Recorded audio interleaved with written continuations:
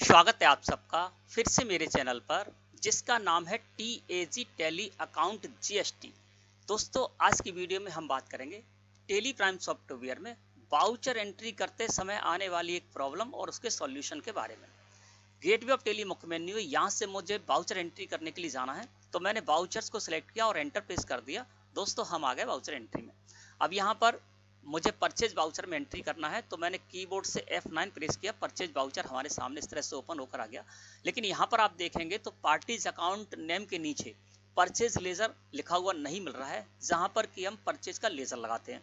F8 press कर देते हैं तो सेल्स वाउचर हमारे सामने ओपन होकर आ गया और सेल्स वाउचर में भी पार्टीज अकाउंट नेम के नीचे सेल्स लेजर लिखकर नहीं आ रहा है, जहाँ पर कि हम सेल्स का लेजर लगाते हैं। इसी तरह से जब हम अल्ट के साथ F5 प्रेस करके डेबिट नोट वाउचर में एंट्री करने के लिए जाते तो डेबिट नोट वाउचर में भी पार्टीज अकाउंट नेम के नीचे लेजर अकाउंट लिखकर नहीं आ रहा है, जहां पर कि हम परचेज रिटर्न का लेजर लगाते हैं। इसी तरह से अल्ट के साथ F6 प्रेस करके क्रेडिट नोट वाउचर को मैं यहां पर लेकर आया और क्रेडिट नोट वाउचर में भी जब हम एंट्री करने के लिए जा रहे हैं तो पार्टीज अकाउंट नेम के नीचे लेजर अकाउंट लिखकर नहीं आ रहा है, जहां पर कि हम सेल्स रिटर्न का लेजर लगाते हैं।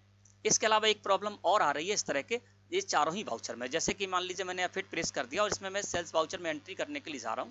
दीपक ट्रेडर्स हैं, उनको मैं सेल करने जा रहा हूँ तो मैंने पार्टीज अकाउंट नेम में कर्सर था, मैंने दीपक ट्रेडर्स का लेजर लगा दिया। अब यहाँ पर क्या है कि जो स्टॉक आइटम में सेल करने जा रहा हूँ वो स्टॉक आइटम मैंने नेम ऑफ आइटम में लगा दिया। क्वांटिटी के कॉलम में क्वांटिटी डाल दी, रेट के कॉलम में रेट डाल दिया और जैसे ही मैं एंटर प्रेस कर रहा हूँ तो ये देखिए ये यहाँ पर एक पॉपअप आ जाता है अकाउंटिंग डिटेल्स फॉर का। और ये पॉपअप आ जाता है तो बार बार हर एक स्टॉक आइटम के साथ ये पॉपअप आता है और हमको बार बार इसको एक्सेप्ट करना पड़ता है। इसी तरह से मैं एक और स्टॉक आइटम यहाँ पर सेल करने जा रहा हूँ, ठीक है ना। इसकी क्वांटिटी डाली, रेट डाली और जैसे एंटर प्रेस किया फिर ये आ गया अकाउंटिंग डिटेल्स वाला, इसको फिर हमें यहाँ से हटाना पड़ेगा, है ना। इसके अलावा मैं एक स्टॉक आइटम और लगाता हूँ यहाँ पर, है ना, उसको लगाता हूँ और उसको भी देखता हूँ तो देखिए ये बार बार आ जाता है।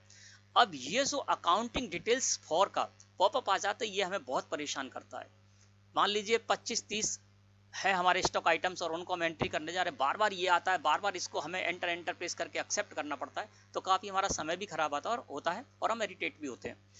तो दोस्तों ये जो दो प्रॉब्लम आ रही है इन दोनों प्रॉब्लम का सॉल्यूशन एक ही है। एक तो ये प्रॉब्लम जो कि यहाँ पर पार्टीज अकाउंट नेम के नीचे sales ledger, purchase ledger, ledger account आदि लिखकर नहीं आ रहे हैं चारों ही वाउचर में, है ना। और इसके अलावा जब हम स्टॉक आइटम लगाते हैं स्टॉक आइटम के बाद हमारे पास ये जो पॉपअप आ जाता है, ये दोनों एक ही प्रॉब्लम है और इनका सॉल्यूशन एक ही है, एक ही सॉल्यूशन है। तो क्या वो सॉल्यूशन है, चलिए जानते हैं। इसके लिए आपको क्या करना होगा दोस्तों कि यहाँ पर F12 प्रेस करना होगा कीबोर्ड से। जैसे आप F12 प्रेस करेंगे कीबोर्ड से आप आ जाएंगे कॉन्फ़िगरेशन में और कॉन्फ़िगरेशन में जब आप आएंगे तो आपको एंटर प्रेस करते हुए इस जगह पर आ जाना है जहां पर लिखा हुआ मिलेगा आपको select common ledger account for item allocation. इसको आपको यस करना है। तो मैंने क्या किया, यहाँ पर कॉन्फ़िगरेशन में आकर select common ledger account for item allocation को यस किया और कंट्रोल के साथ ए प्रेस करके इसको एक्सेप्ट कर लिया, ठीक है ना। अब हम फिर से चलते हैं वाउचर एंट्री में। वाउचर एंट्री में अब देखिए यहाँ पर सेल्स वाउचर जब ओपन होकर आया है तो यहाँ पर देखिए सेल्स का लेजर आ गया जहाँ पर कि हम सेल्स का लेजर लगा पाएंगे। इसी तरह से मैं F9 प्रेस कर देता हूँ तो देखिए परचेज वाउचर हमारे सामने ओपन होकर आ गया और पार्टीज अकाउंट नेम के नीचे परचेज लेजर आ गया और यहाँ पर हम परचेज का लेजर लगा पाएंगे। अल्ट के साथ F5 प्रेस कर देते, डेबिट नोट वाउचर हमारे सामने यहाँ पर आ गया और इसमें जब हम परचेज रिटर्न की एंट्री करने जाएंगे तो लेजर अकाउंट में परचेज रिटर्न का लेजर लगा पाएंगे। अल्ट के साथ F6 प्रेस करते हैं, क्रेडिट नोट वाउचर आ गया तो देखिए अब यहाँ पर पार्टीज अकाउंट नेम के नीचे लेजर अकाउंट दिखाई दे रहा है और यहाँ पर हम सेल्स रिटर्न का लेजर लगा सकते हैं, ठीक है ना। इसके अलावा एक प्रॉब्लम ये सॉल्व हो गई।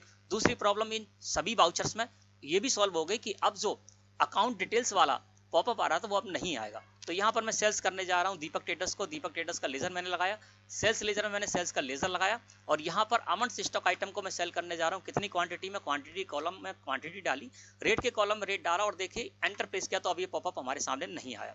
दूसरा स्टॉक आइटम लेंगे, इसको भी हम यहाँ पर सेल करने जा रहे हैं। देखिए अब इस स्टॉक आइटम के लिए भी यहाँ पर कोई पॉपअप नहीं आ रहा है, अकाउंटिंग डिटेल्स वाला, है ना। इसी तरह से हम एक और स्टॉक आइटम ले लेते हैं, इसको भी सेल करने जा रहे हैं और जैसे एंटर प्रेस करते हैं तो देखिए अकाउंटिंग डिटेल्स वाला जो पॉपअप था वो हट गया। तो ये दोनों ही प्रॉब्लम का सॉल्यूशन एक ही था जो मैंने आपको बताया। कॉन्फ़िगर में जाकर आपको वो सेटिंग कर लेनी है तो दोनों ही प्रॉब्लम आपकी सॉल्व हो जाएंगी। यानी जो सेल्स लेजर और लेजर अकाउंट का कॉलम नहीं आ रहा था वो आ जाएगा। इसके अलावा आप हर स्टॉक आइटम की जब एंट्री करने जाएंगे तो वो अकाउंटिंग डिटेल्स वाला पॉपअप है वो भी हट जाएगा। और ये जो सेटिंग करेंगे तो केवल सेटिंग एक ही वाउचर में नहीं होगी, ये सारे के सारे वाउचर में सेटिंग हो जाएगी। देखिए मैं आपको F9 प्रेस करके भी बता देता हूँ, इसमें भी देखिए परचेज लेजर आ रहा है। अल्ट के साथ F5 प्रेस करेंगे तो लेजर अकाउंट आ रहा है, अल्ट के बाद F6 प्रेस करेंगे तो लेजर अकाउंट आ रहा है ना।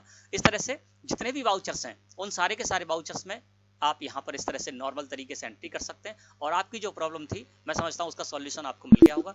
वीडियो अच्छी लगी हो तो लाइक करें। धन्यवाद।